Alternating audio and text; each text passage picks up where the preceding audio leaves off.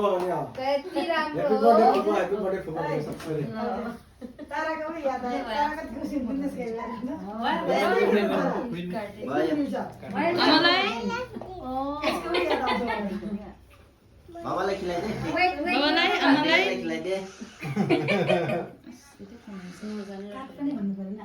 मम्मीले खिलाऊ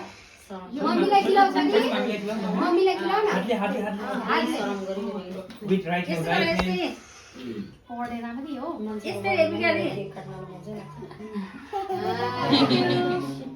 डेडीलाई बाबालाई डेडीलाई पापालाई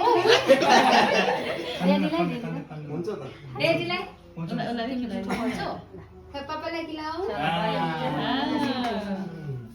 लु दा मिठो छ